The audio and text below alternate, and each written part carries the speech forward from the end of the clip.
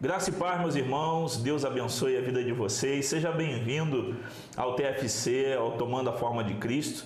Não sei se você estará vendo esse vídeo no canal do YouTube ou no Facebook ou quem sabe no IGTV do Instagram, mas que bom que você clicou aí, apertou o play e está aqui conosco.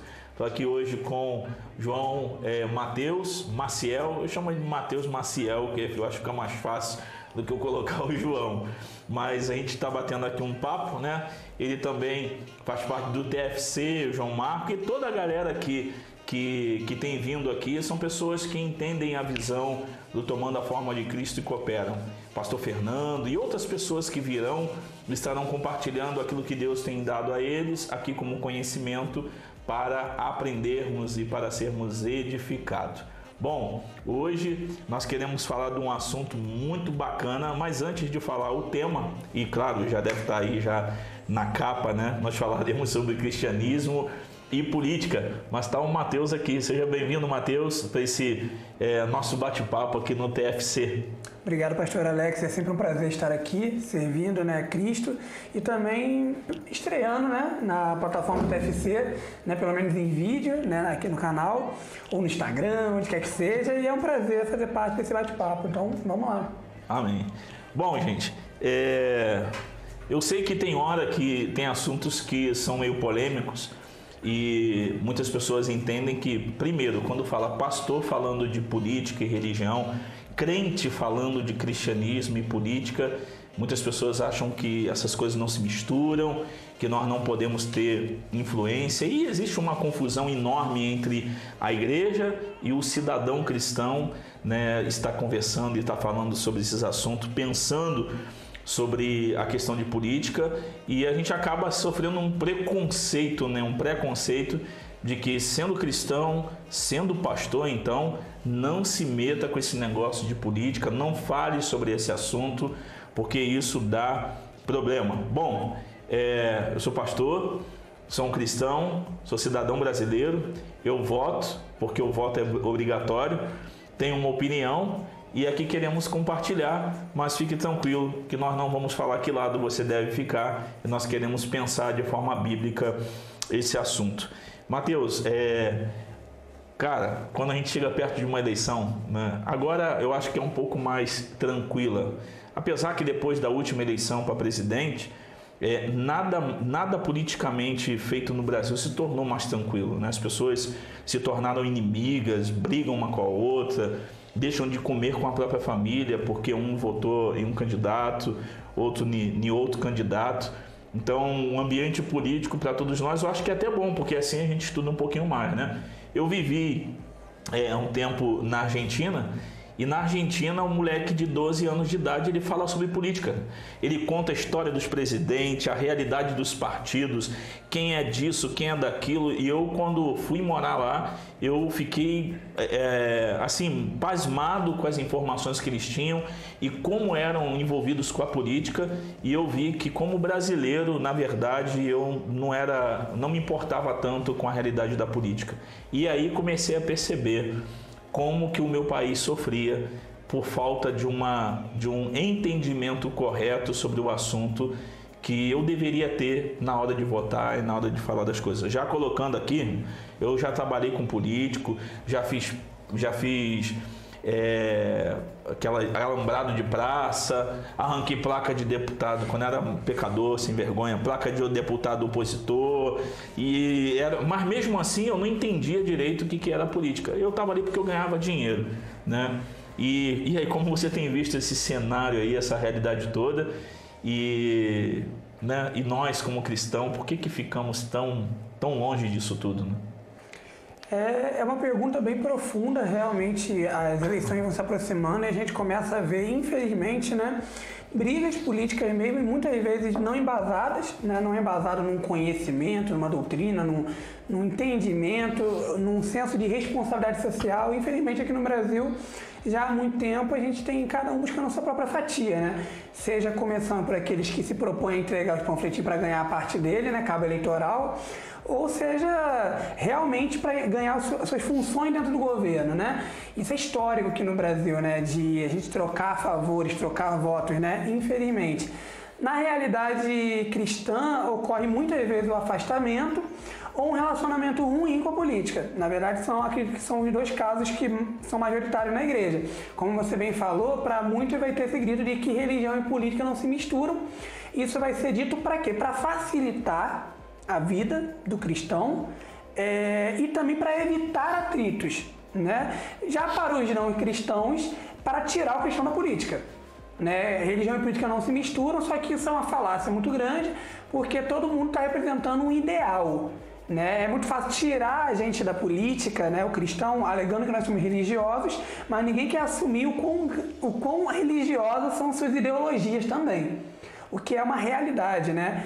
A gente vai vendo as ideologias políticas assim como nós pregamos um novo céu e uma nova terra, assim também as ideologias políticas pregam um céu na terra também, se os seus ideais forem realmente implantados. Eu não preciso falar profundamente quais ideologias, porque de certa forma toda ideologia realmente se propõe a resolver todos os problemas dos seres humanos. Ou a gente não vê realmente na internet, no Facebook, no Instagram, pessoas que faltam realmente chamar seus políticos de Jesus Cristo, né? De Messias, porque é o que eles parecem, aqueles que vão trazer a solução. Um buraco surge na rua, a gente pensa o quê? Vamos resolver o problema? Não, a gente pensa que vamos chamar o político para resolver esse problema. Então, constantemente a gente está querendo que os políticos, os candidatos resolvam nossa vida, realmente facilitem nossa vida. E a gente deveria pensar, será que é realmente isso? Será que a política é o caminho para a resolução dos nossos problemas?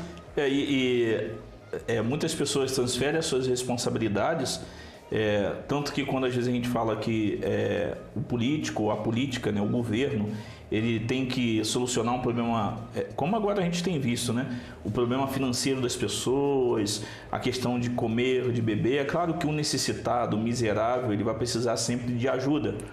Mas muitas pessoas entendem, às vezes, a política desse jeito, né? Eu vou escolher pessoas para que façam tudo por mim, né? Para que paguem a minha escola, para que me dê recursos para ir fazer a compra do mês, que banque o meu churrasco de final de semana. E desde que essas coisas sejam mantidas intactas, né, a minha segurança financeira, a minha ajuda, seja lá o que for, o hospital, né, funcionando mais ou menos, ninguém reclama. Desde que a gente, principalmente nós cariocas, né, desde que o nosso final de semana esteja garantido, muitas pessoas entendem que votam para que isso aconteça. Ou então simplesmente para asfaltar uma rua, para fazer uma melhoria num hospital e tudo isso. E a gente coloca tudo mesmo diante deles para que o governo resolva isso. E aí quando aparece qualquer tipo de candidato que diz que não fará isso, a gente diz que é uma atrocidade, que é horrível, de que não é humano. Mas só que a gente não para analisar de forma fria, né, de que eu não posso sustentar financeiramente, através do governo, um camarada de 20, 25 anos que tenha saúde plena, condição de trabalhar, condição de lutar e dar a ele alguma coisa só para que ele pegue e faça disso uma muleta e não faça nada na vida. E muitas pessoas têm essa visão, né, de que o governo ele precisa matar a nossa fome, nos dar segurança, cuidar da questão da saúde e tudo isso. Não estou aqui negando e dizendo que o governo não tem suas obrigações. Mas quando a gente coloca a nossa esperança no governo, é aí onde entra o problema, que a gente vai criando uma nova religião. E assim, as pessoas não querem que a religião ou que o cristianismo se envolva na política, mas se eu digo que eu sou comunista, ateu, é uma religião. Então, é uma religião. Quando eu digo que eu sou liberal e luto por isso, e para mim tudo está legal, toda forma de amor serve, é uma nova religião. E as pessoas não percebem, né, como você está colocando, e não vê que a questão de todas as religiões, elas se misturam com a política, porque são indivíduos colocados nas esferas públicas e que eles vão governar segundo os padrões religiosos, idealistas que eles têm, e vai ser assim. Não tem como fugir muito disso, né? E nós não estamos falando, né, para ninguém que está assistindo a gente pensar, pô, então qual é o jeito? Então cala todo mundo? Não, a gente não está falando isso. A nossa proposta, na verdade, é uma proposta de que todos falem mesmo. O problema é que a religião tem sido calada. E quando eu falo religião aqui, pode me corrigir se eu não concordar, mas quando a gente fala religião aqui, não está falando do cristianismo, está falando de qualquer religião. Se um bandista quiser ser presidente do Brasil e ele tiver algum tipo de princípio que ele queira, por exemplo, né, caridade, né, que é um princípio, a partir de hoje nós vamos criar o Dia Internacional da Caridade. Isso tem só que passar pela Câmara e ser votado. E se for julgado que isso é inconveniente, que isso não condiz, que seja julgado. Então, a nossa proposta aqui não é favorecer o cristianismo. A nossa proposta aqui é que todos tenham o direito de falar, porque alguns já têm. Tá entendendo? É o que você falou. A gente vai ter uma pessoa representando a visão socialista que está falando lá e falando da sua visão com amor e criando lei baseada na sua cosmovisão socialista. E a forma dele viver. E a forma dele viver. Isso é errado? Não. Ele tá revelando o que ele está pensando sobre o mundo. Só que nós temos que entender que numa democracia como no Brasil, todos devem ter o direito de ir lá e expressar os seus pensamentos. O que for reprovável, a gente reprova. O que for absurdo, a gente ignora. Agora, o que for condizente com a organização social do país, do bem comum, por que não ser ouvido? Por que não ser ouvido? Simplesmente porque é religioso? Eu acho que esse argumento não basta. Verdade. Eu vi essa semana... Eu não lembro o nome, não guardei nada, eu achei muito bacana. Um advogado, ele estava numa sessão, se não me engano era do STF, você aí que de repente viu pode nos ajudar, eu não me lembro realmente o lugar. Eu fiquei prestando atenção tanto no discurso dele que não reparei todo o contexto. E ele estava falando contra o quê? Era uma ação com a questão dos direitos dos animais, alguma coisa assim, e estavam lutando para que o pessoal da Umbanda e do Candomblé não fizesse mais despacho nas esquinas porque estavam sacrificando animais. Isso era um absurdo, né? E diante da questão do sacrifício, dos direitos dos animais, aquela coisa toda, a defesa E ele argumentou de um jeito, cara, e uma das coisas que ele falou, eu acho que as pessoas não pensam quando diz as coisas. Estavam lutando para proibir uma prática de uma religião, e ele olhou e falou assim, vocês estão aqui lutando para que não há... Ele usava o termo até a macumba, né? Para que a macumba não mate a sua galinha na esquina. Mas todos vocês que estão defendendo o cardo animal da galinha estão com sapato de couro. Pá, quando ele falou aquilo, é como se quebra... Você olhava na cara das pessoas, é um soco na boca do estômago. As pessoas falam assim, peraí, cara, tu tá defendendo para que eles não matem a galinha e você tá com um sapato de couro bovino, ou seja lá de que for, de jacaré, as bolsas dali de todo mundo de couro. Será que nada tem origem animal? É assim, eu te animo a buscar aí o advogado discussando lá. Eu fiquei apaixonado por aquele discurso porque ele estava sendo sério. Peraí, cara, isso não é justo, não é sério isso daí. Quando uma criança quando mata uma criança, ninguém faz um alarde enorme e existe bilhões investidos contra a morte de alguns tipos de animais e todo mundo de sapato de couro no pé.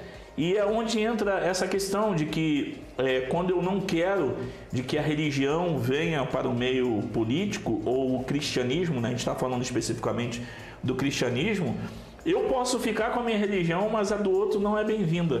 E isso vale também para quem é cristão, né? Em que ele acha que se ele colocar um Estado evangélico vai ser bom. Eu falo sinceramente, que Deus nos livre disso acontecer, porque eu não confio nem na bancada evangélica, eu não confio... E nenhuma homogeneidade cristã no momento... Não confio. Tem políticos cristãos fazendo um bom trabalho, como tem políticos que são de outras religiões fazendo um excelente trabalho e tem um monte de político evangélico envergonhando o nome do Cristo que eles dizem professar. Bom, falando sobre isso, né? Como que a gente pode ser politicamente bíblico, cara? A nossa proposta, na verdade, né, é olhar para as Escrituras e entender uma coisa, mais uma vez, beleza, a gente já falou aqui, né? Religião e política não se misturam. A gente já argumentou aqui, né? E falou que isso é uma falácia, porque no fim das contas religiões disfarçadas de ideologias estão se manifestando. Então o pensamento que nós devemos ter agora é, beleza, então como o cristianismo deve se relacionar com a política? Deixa eu só te interromper, desculpa. Pessoal, é uma coisa que eu acho que é importante ressaltar, que talvez a gente esqueça. A gente está falando do cristianismo, não da igreja local. A igreja organizada, a denominação, uma igreja local, eu acredito que ela não deve se politizar, de se envolver, de trazer político para o seu púlpito. O papel da igreja local é pregar o evangelho, participar da ceia, fazer o batismo, e é esse. Agora, como pastor e de forma pessoal, eu posso falar e conversar sobre os assuntos desde que eu não faça uso do púlpito da minha igreja para poder dizer para as pessoas de qual lado elas têm que ficar, porque eu posso ser de um lado que a maioria não é, ou posso ser do lado errado. Então, a gente não está aqui falando sobre igreja organizada, igreja denominação. Nós estamos falando sobre o cristianismo, o evangelho, ok? Era só para ressaltar isso. Na verdade, isso é muito importante porque quem está nos ouvindo, às vezes, faz parte de uma igreja ou já viu uma igreja onde o pastor transformou, em vez do púlpito, em palanque eleitoral. E, infelizmente, existe. A gente sabe que existe. E nós não concordamos com esse procedimento, a gente não concorda. A gente não tem problema com indivíduos atuando na política. Na verdade, queremos que é nosso dever, nós vamos falar, é nosso dever como cidadãos brasileiros, né? Então a gente precisa compreender realmente como atuar. Então acho que passear pela Bíblia vai nos ajudar a compreender como se relaciona, porque como eu já falei, eu continuo batendo essa tecla, alguns vão fugir da participação política. Essa é a realidade que nós temos. Alguns não vão querer se envolver porque política é do diabo. Quem entra na política já era. É uma área que a corrupção é tão grande que ninguém se salva se entrar. Isso é uma perspectiva que, infelizmente, tem sua legitimidade de ser falada. A gente compreende que realmente a política brasileira vive num momento, há anos, não vou dizer que vive num momento há 5 anos, há 10, eu acredito que tem muitos anos que a política brasileira está assim, muitos anos é muito mesmo, pessoal. Mas, antes da gente ser nascido. Eu queria dizer pelo menos que... Ou desde que o Brasil existe. Acho que desde que o Brasil se organizou como nação mesmo, a gente está vivendo problemas políticos, a gente estuda a história, a gente vê essa realidade. Então eu compreendo o cristão, o indivíduo que não tem esperança na política. Na verdade, conforme a gente for passando por aqui, principalmente quando a gente for falar sobre algumas figuras bíblicas, a gente vai ver que o ceticismo na área pública é algo interessante. Ceticismo em que sentido? De não depositar nossa fé naquilo. É isso aí. Eu acho que a gente já tem que começar falando o seguinte: vamos olhar para a Bíblia e ver como a fé deles nunca estiveram nisso. Na verdade, a fé em Deus os levou a se envolverem na esfera pública de uma forma diferente. Eu acho que esse é um ponto de partida, marco zero, interessante a gente ter aqui. Porque a gente vai olhando, né? Porque a gente às vezes fala assim, se envolver na política não quer dizer que necessariamente você vai ser um candidato a algum cargo político.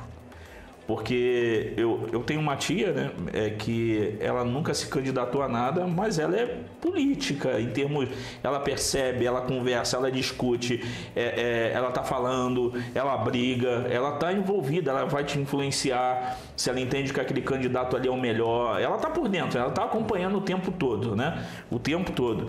E a gente tenta, às vezes, né, como a minha família, às vezes mais parte de pai, né, minhas primas irmãs e minha tia, Ismar, né, vou falar o nome dela, a gente é tão assim às vezes envolvido nisso e eu comecei a olhar para a política também através dela, de que a gente toda vez que está almoçando, alguma coisa assim, a gente evita e tenta não entrar em discussões políticas que a gente sempre tem e vai vir para a mesa o assunto. Porque é uma coisa que a família está envolvida, como a gente via na Argentina. Na Argentina, cara, tu tomava um mate, ia almoçar alguma coisa, o pessoal está falando sobre as realidades da política, né? E o pessoal está conversando, está discutindo um assunto, está falando sobre aquilo. E então a gente estará envolvido, se queremos realmente, como cidadão, estar envolvido nisso. Não tem como você fugir. Também não é para ser o chato da vida que só fala disso, né? Existem muitas coisas para para se conversar. Mas quando a gente olha e busca um panorama bíblico, né, para essa realidade, não dá para a gente analisar toda a realidade bíblica para isso, mas e José, cara? E José foi político, não foi? Né? Que tem gente que fala que ele foi um profeta somente ali no Egito, de que Deus realizou todos os seus sonhos, de que José era simplesmente um administrador financeiro, mas não fazia política, né? Ele não fazia isso. E aí, esse José, e depois tem o Daniel, né? Mas e o José? Como que a gente pode olhar como cristão para a vida dele atuando dessa forma? José é o primeiro personagem que salta da Bíblia para a gente, seja porque ele teve novela, já teve filme, né? Então a gente já tem uma ideia. Eu não vi a novela, não sei se tocaram nesses assuntos. Né? A gente não sabe, mas que realmente já está no imaginário social muitas vezes está. Até os filmes antigos, né, animados, então acaba que a gente tem uma facilidade e também está em Gênesis, né? Então é o primeiro contato que a gente tem com uma figura desse.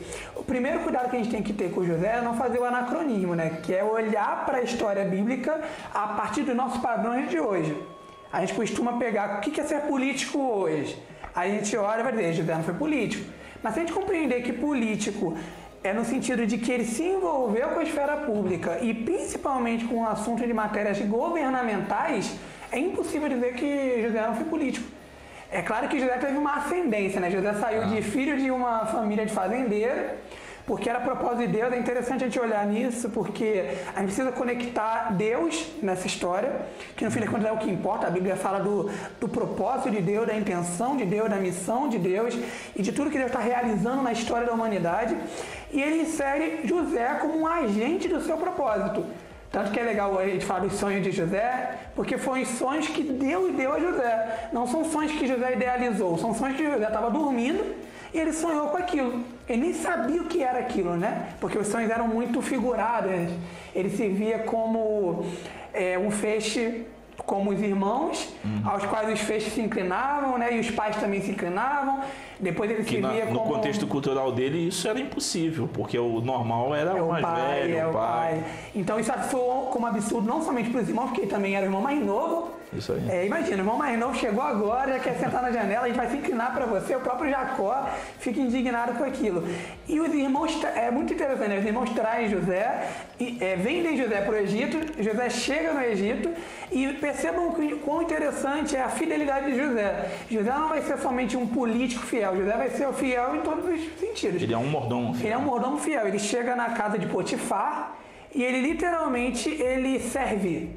Ele serve na casa de Potifar, a mulher de Potifar quer se deitar com ele, quer ter uma relação com ele. Ele, meu Deus, absurdo isso acontecer. Como é que eu pecaria contra Deus e contra o meu Senhor?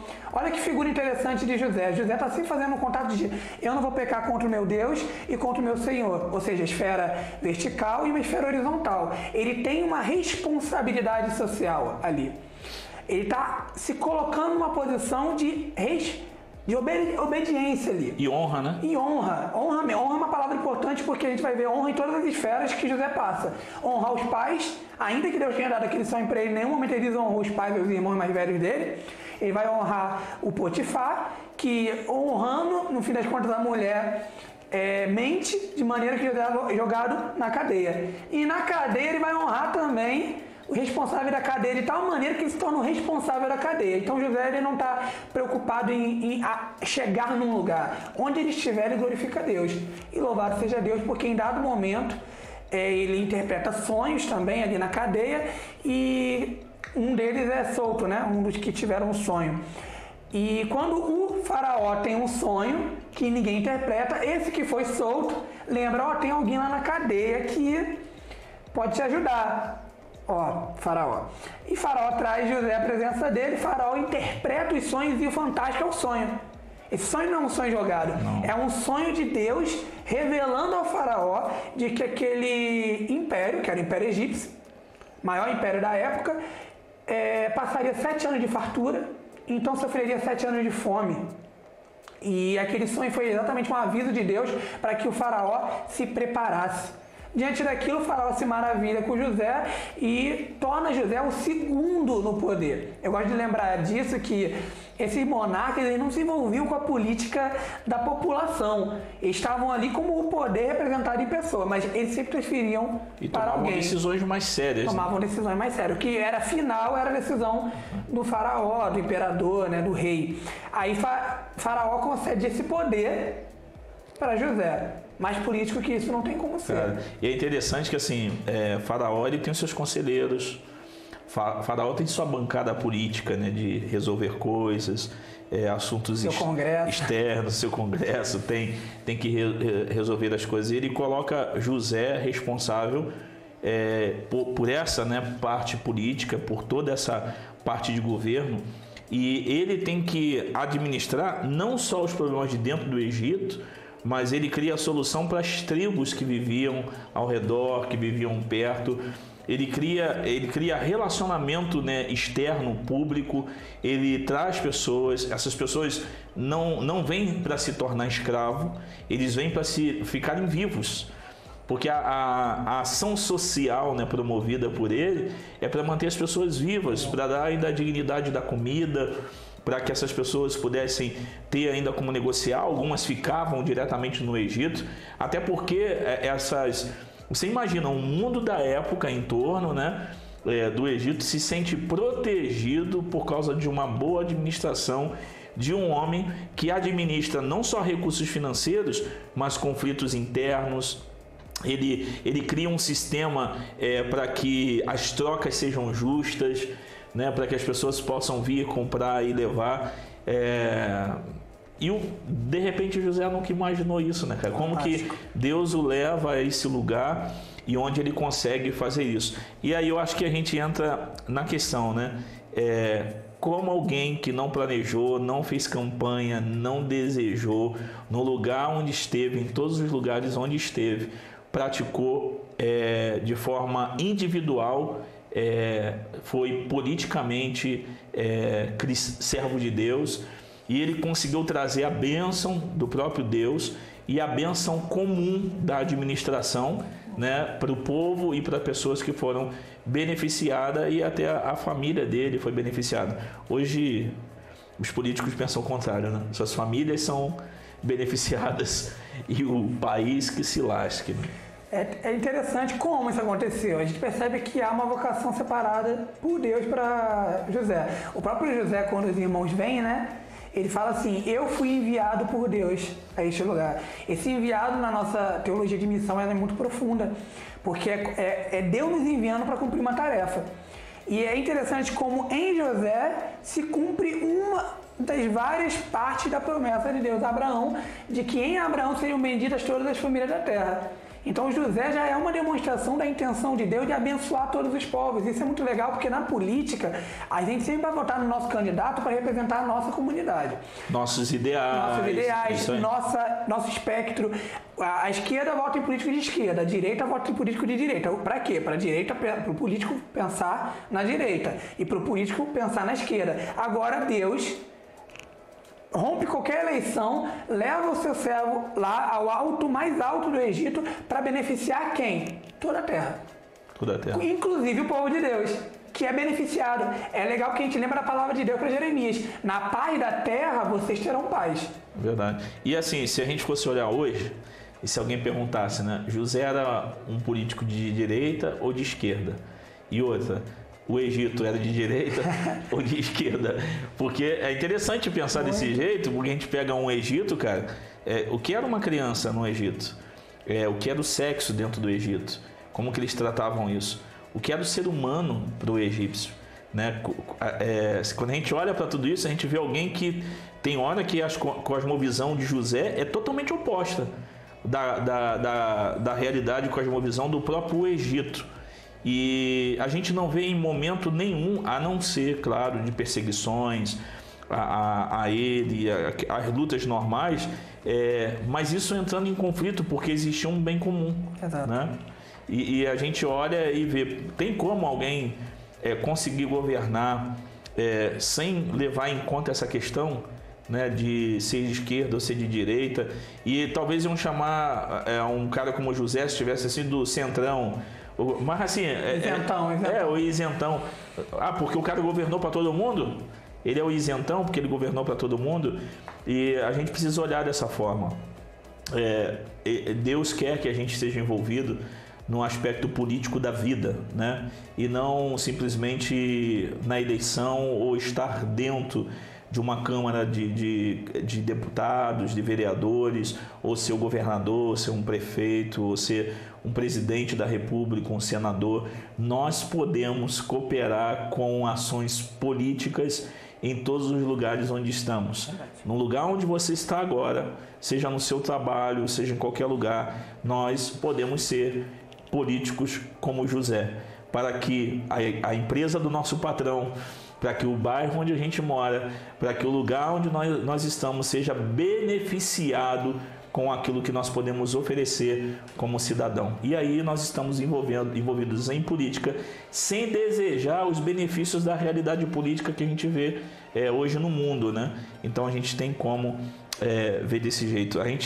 E agora tem o interessante, é o Daniel, né? Que é um pouco parecido, né? É levado à força para dentro da Babilônia, vão ele, os seus amigos estão lá dentro, e o cara se envolve na política da Babilônia, cara. E Babilônia, né? Nós estamos falando da Babilônia, o nome já diz muita coisa. Culturalmente falando, Babilônia grita mais, né? Mas fantástico, Daniel e José são paralelos interessantes. É claro que eles chegam ali de forma até semelhante, ascendem de forma diferente, porque a intenção de quando o Daniel foi pego já era para que ele servisse no palácio. E o que é interessante é justamente que Daniel e os seus amigos, né, Ananias, Misael e Azarias, a gente conhece mais como Sadraque, Mesaque e Abednego, eles são levados, só que eles se dedicam. É interessante que eles não só se dedicam, mas eles sobressaem.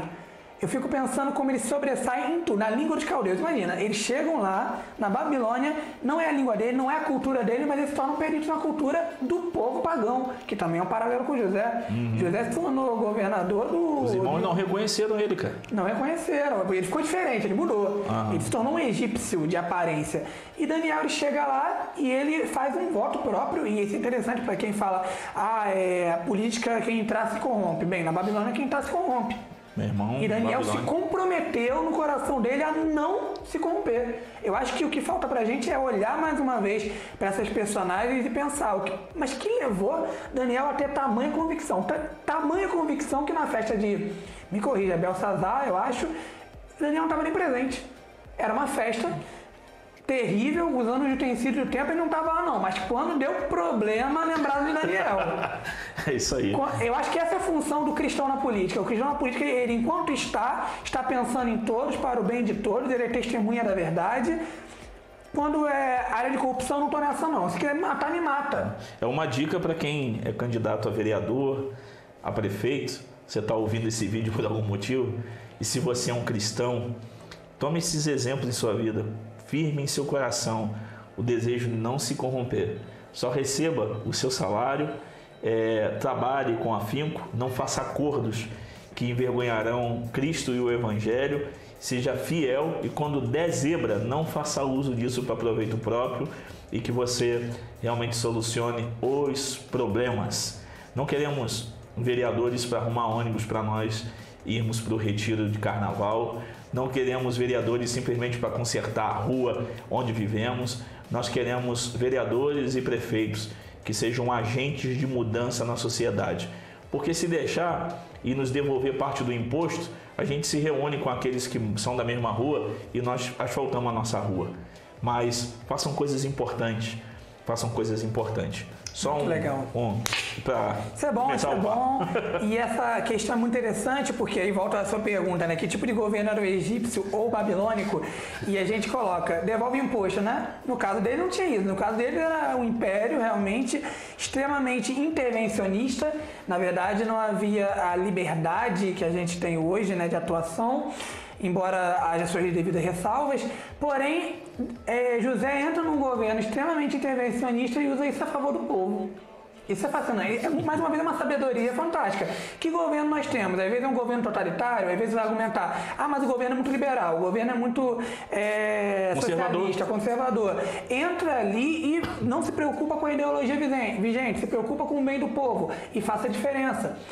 Combata a mentira, combata aquilo que faz mal à humanidade. Isso aí é importante. Não é que a ideologia não importa, importa.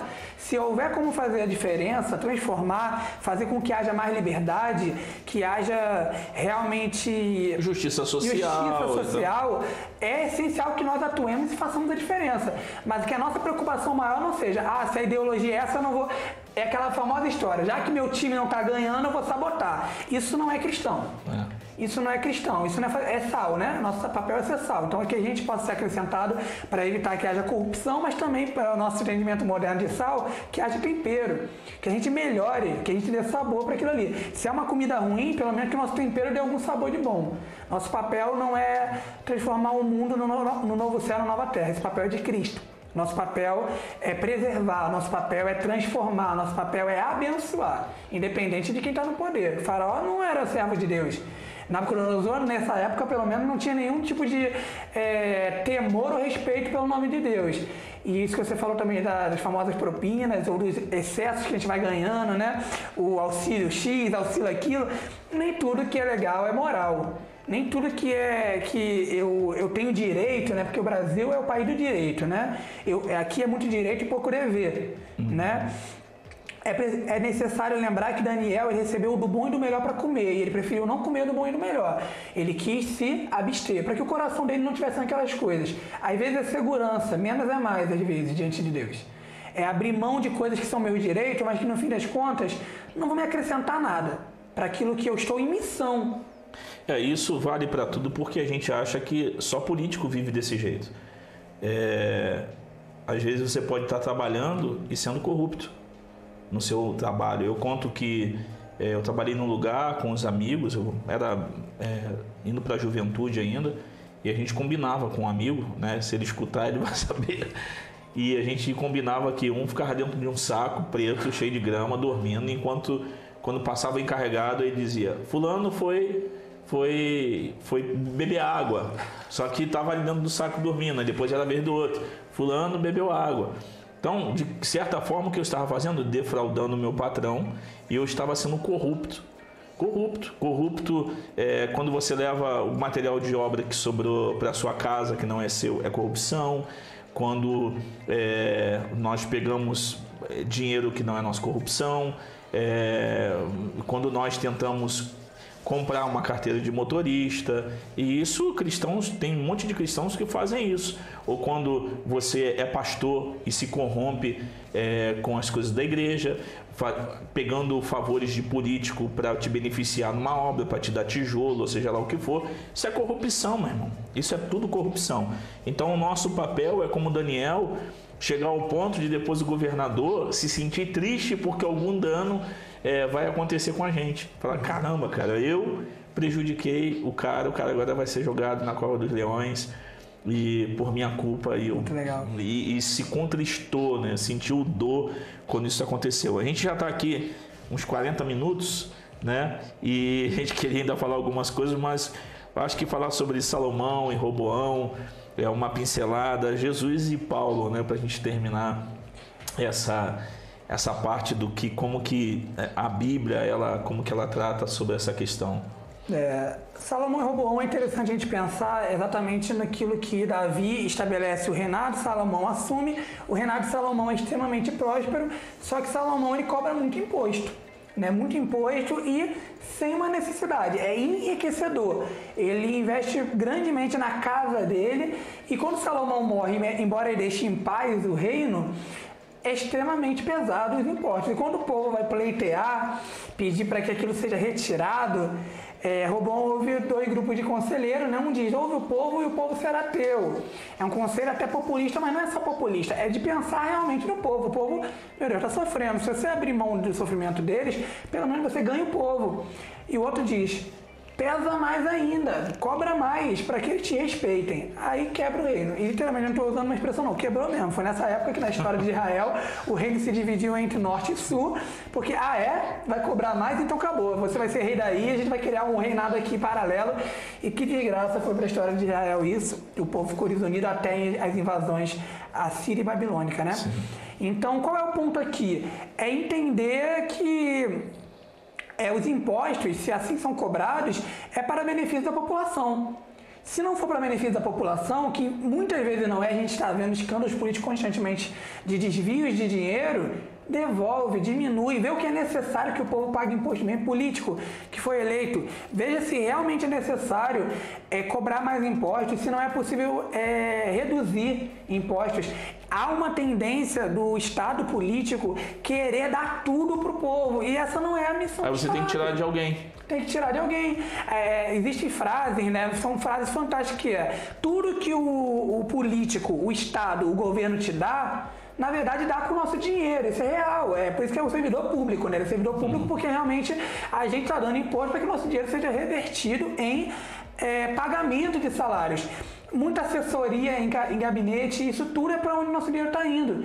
E aqui, a postura de Roboão foi um desleixo, uma despreocupação. E os assessores deles quebraram ele. Os assessores dele quebraram ele. Então, menos é mais de novo. Menos é mais.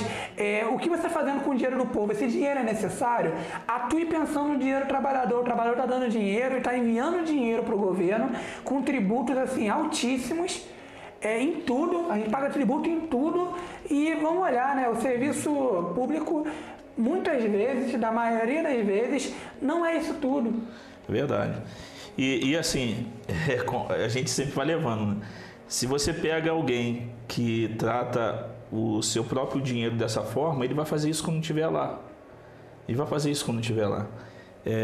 Uma vez uma pessoa falando, olha, os políticos roubam muito, que não sei o que, se eu estivesse lá, eu não roubava, aquela coisa toda. Aí eu virei e falei assim, cara, mas você rouba no seu trabalho isso. Se você estivesse lá, você só rouba pouco porque tem pouco para roubar. Se você estivesse lá, você ia roubar muito. Então, como que é importante essa questão de tratar os recursos dados, né, com temor, com graça, com mordomia e sabedoria divina, assim como um pastor, quando trata dinheiro de dízimo e oferta dado de qualquer forma, dado por fé, e ele trata de qualquer jeito isso, ele entra no mesmo caso, porque ele acaba não beneficiando a comunidade, nada disso, e às vezes a máquina chamada igreja é muito cara para manter tudo aquilo, e somos mantidos pelos pobres que contribuem, né? Mas aí a gente vê Jesus, ele quando vai tratar sobre essa questão, né, da política, ele olha e perguntam para ele sobre o imposto, se não pagar o tributo e tal, ele pega a famosa moeda, né, e pedem para olhar, e diz, de quem é essa esfinge ou de quem é essa cara? É de César, né? Então dá a César o que é de César, a Deus o que é de Deus. E na época de Jesus, os saduceus, os fariseus, os escribas eram totalmente envolvidos com a religião, literalmente misturada na política, e o povo sofria que nem cachorro magro por causa dessa mistura eles vestidos bem, comendo bem do melhor, influenciando as decisões do governo, pressão, né? Tanto que até a própria crucificação de Jesus é por influência da religião imposta naquele lugar. E é por isso que eu digo que eu não queria nunca um governo com STF, deputado, vereadores e presidente da República evangélico. Meu irmão, seria um desastre. Então, eu espero que sejam pessoas de qualquer religião, que sejam cidadãos realmente de bem e que desenvolvam a sua vocação política para que o povo seja abençoado e para que a gente tenha uma nação próspera. Mas Jesus e Paulo, eu acho que eles, né, a gente chega aí indo para o final e deixa essas coisas bem firme, né? Bem firme. Exatamente. É comum hoje em dia a gente querer encaixar também Jesus em alguma coisa, né? É o Jesus ideológico, é o Jesus socialista, é o Jesus alguma coisa, e eu acho que Jesus é constrangedoramente uma quebra de paradigma ambulante. A gente vai ter um nacionalista não se dá bem com Jesus, porque ele manda amar os inimigos. ele é extremamente um ministério aberto aos gentios. É o que começa realmente a mostrar que realmente há salvação fora do povo de Israel. Falando que do Oriente ao Ocidente virão, então ele quebra qualquer perspectiva nacionalista. O liberal dá a César o que é de César. Então, pagar imposto não é roubo? Jesus não fala. Jesus simplesmente fala... para pagar, paga. Se eu paga. O que é de Deus? De Deus. Então, Jesus vai quebrando paradigma e realmente, para alguns Jesus pode ser talvez progressista num sentido, conservador em outro. Mais uma vez, não cometamos anacronismos. Sejamos fiéis ao texto bíblico. E no texto bíblico ele diz que o meu reino não é deste mundo. Se alguém tinha esperança de eu falar que Jesus era conservador, Jesus era de esquerda, de direita, socialista, comunista, queridos, Jesus não é deste mundo, ele é rei de um outro reino. Na verdade, acima de todo reino. Jesus segundo as visões de Daniel, ele é o reino que ainda virá e que destruirá todos os reinos dessa terra. Não terá nenhuma ideologia que permanecerá de pé diante do Cristo. Isso é um absurdo, É um absurdo hoje em dia. Como assim? Aí é ditadura, cara? Meu Deus. Ele é o reino Qualquer inferno. cristão que quer, no reino futuro, um reino parecido a esses que foram citados, realmente não deseja o reino de Deus. Não tem como. Ele será o rei. Porque o reino de Deus, ele não é isso ou aquilo, ele não se reduz a um aspecto. O reino de Deus é o reino que realmente contempla a realidade e completa. Ele completa tudo que está faltando. Afinal, o que está faltando na humanidade é uma reconciliação com Deus. Equidade e justiça. Equidade e justiça. É Ele que cuidará dos pobres em realidade, é Ele que libertará os cativos, é Ele que trará salvação debaixo das suas asas para toda a terra, sem distinção. É muito comum a gente ouvir gritos também querendo reinos representativos, certo? A gente quer representatividade.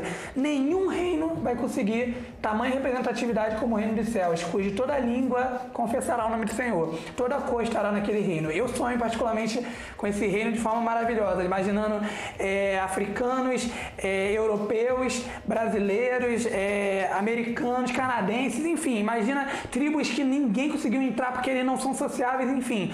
Um dia esse reino será estabelecido de forma justa. E lembrando que o anticristo vai tentar copiar, né? Vai tentar copiar.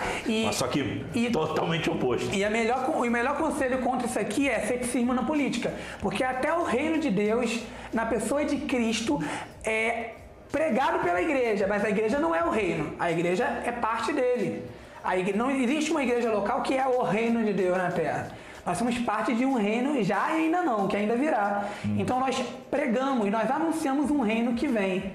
Nós já desfrutamos de algumas coisas maravilhosas do reino de Deus, mas ainda incompleto, falho. Nós somos miseráveis também. A igreja não tem capacidade nenhuma, nós dependemos de Deus para tudo. Então, o reino de Deus ainda virá. Então, o ceticismo na política é essencial. Você quer se filiar a um partido que é conservador ou o que for, tenha ceticismo. Ah, mas eu consigo olhar para essa ideologia e ver pontos bons. É legal, dialoga. Mas nunca entregue seu coração à ideologia. Isso é perigoso. O ceticismo é essencial. A nossa fé está no Cristo. É Ele que é o Senhor das nações. E no dia que você colocar isso como sem erro nenhum, quando você olhar para algum partido, para algum candidato, para algum vereador ou para algum presidente da República e dizer é infalível, não existe erro nenhum, você ficou cego e fez disso uma religião particular. Então tenha muito cuidado em fazer isso, e é por isso que, e aqui a gente não está sendo isentões ou dizendo que somos, talvez, né, quem fica buscando esse tipo de razão, fala, não, são centrão, são isso, sou aquilo. Eu votei no Lula, votei na Dilma, eu votei no Bolsonaro. É uma grande expressão de que, e eu acho que muita gente fez isso, de que não existe um lado favorito. A gente tenta achar e encontrar a ideologia colocada, as propostas colocadas, e a gente vai lá e vota. Sem a fé cega de que aquilo ali vai ser a nossa salvação. A nossa salvação. É por isso que, se hoje o presidente que eu votei, assim como com Lula e com a Dilma, se ele fizer besteiras e atrocidades, ficarei muito aborrecido. Mas ele não vai me decepcionar ao ponto de, meu Deus, como se eu descobrisse que Deus não existisse. Não, porque eu espero também falhas, erros, e esse camarada ele pode realmente se tornar algo que a gente não achava que seria. O grande caso disso é o governador do Rio de Janeiro, que recém foi eleito e ninguém esperava isso tudo acontecer. Então tenham cuidado de não transformar um partido ou um lado como uma religião particular. Isso é um problema muito grave, né? Quer falar mais alguma coisa? Quer fechar com o Paulo, pelo menos? Então... É que a gente tenta correr, mas é difícil, o assunto é longo. Paulo, ele chega, no fim das contas, a organizar talvez a nossa teologia de Estado, né, no Novo Testamento, onde é interessante que, no fim das contas, ele parece reduzir bastante o Estado, onde nós devemos esperar menos do Estado. Ele realmente estabelece que o tributo é digno, é honrável, e ele estabelece que o Estado realmente tem a espada, ou seja, é dever do Estado a segurança daqueles que estão debaixo da sua tutela, digamos assim. Então, a segurança pública é um dever do Estado e, no demais coisas, olhando para o texto bíblico em Paulo, ali em Romanos 13, tudo deve ser olhado com cuidado. Nós devemos tomar cuidado com qualquer intervencionismo exagerado, porque, pessoal, quando o Estado toma frente, seja ele de esquerda ou de direita, e ele assume um Ministério da Educação, ele passa a ser responsável por aquilo que está sendo ensinado a nossos filhos, a nossas crianças, aos nossos jovens, a mim, quando faço um curso também. Então, qual é a ideologia do Estado? É o Estado que é responsável por todos os meios de educação? Para você abrir uma escola, o teu currículo tem que ser aceitado pelo Estado? Isso se torna meio perigoso. Então, a gente deve ter um pouco de crítica, um pouco de olhar para isso. Não é ser contra em si a educação estatal, mas é ser crítico mesmo. Porque a gente está acostumado com um estilo de coisa, por exemplo, educação pública. Na história da humanidade, a educação pública pelo Estado não é algo desde sempre. É algo relativamente novo. A educação já foi dada pela igreja, a educação já foi dada por indivíduos soltos na sociedade, o que é um absurdo hoje em dia. Pela família, na verdade, família foi o início de tudo. A educação era familiar, o que é absurdo hoje em dia. Se a gente falar sobre educação familiar hoje em dia, isso é um absurdo, mas sempre foi assim. Ainda é assim em muitos lugares do mundo. Então, a gente precisa ser crítico, aberto das escrituras e aberto também aos resultados mesmo. Não é só colocar na nossa cabeça que o melhor é como é e não ignorar pesquisas que provam que outros meios também são favoráveis. Da mesma forma, a economia. Será que é função do Estado fazer negócio? Será que é função do Estado criar emprego? Será que não deveria ser a própria população que gera negócio, desenvolve projetos, dá emprego para a própria sociedade, talvez com algum tipo de auxílio, com tipo de ajuda, apoio pelo menos no governo, mas será que o governo deveria ser totalmente responsável por isso? Por tudo, né? Por tudo. Na perspectiva paulina, parece que quanto menos Estado, melhor. Até porque, para não haver o que estava acontecendo na época de Paulo, perseguição religiosa. É interessante que Paulo está dentro de um contexto onde a fé cristã é perseguida. E com o amparo do Estado. Não só o amparo do Estado, mas com o motor do Estado. Então, a gente precisa tomar cuidado com estados totalitários. A gente só vê como o bonitinho do Estado é bonitinho, enquanto ele está se propondo a ser grande. Quando ele vira grande, ele vira de graça que todos os impérios totalitários foram na história da humanidade. Que pode se tornar também se os cristãos se tornam totalitários no país, em termos de dirigir a política do país, dirigir o país. Não estou dizendo que o Brasil é cristão, católico, protestante, evangélico, mas se os cristãos tomassem conta de todas as esferas, ia empurrar de goela abaixo coisas que muita gente não aceita e não quer, é questão de privacidade das pessoas. Mas também a gente vê uma outra realidade, né? A gente vai para a China, a gente vai para a Coreia do Norte e nós vamos ver em que o Estado é uma religião sem Deus, né? E qualquer religião, né? Não é só o cristianismo, qualquer religião é morta, perseguida, atacada. Aí a gente entra para os países islâmicos, muçulmanos, tem gente que gosta muito, né, da realidade, se empolga com o islamismo, mas nesses lugares também não tem como ser cristão, não pode ser homossexual, não pode ser de umbanda, de candomblé, não pode ser nada disso, serão exterminados, porque é a religião totalitária e que manda em todas as esferas é o islamismo. Aí a gente olha para a América do Sul e a gente está recentemente vendo em que o cristianismo ele é atacado mesmo quando ele não está influenciando nada. Simplesmente quando está quieto. E existe uma perseguição religiosa enorme de morte, né? E eu estou falando isso com propriedade. Hoje mesmo recebi mais uma mensagem de uma missionária morta e todos os dias tem alguém sendo morto porque é um cristão.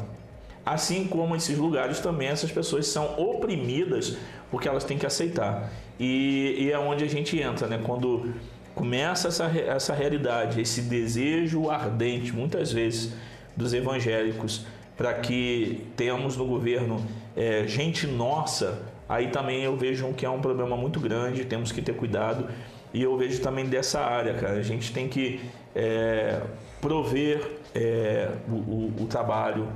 Na minha casa, quem cuida dos meus filhos sou eu.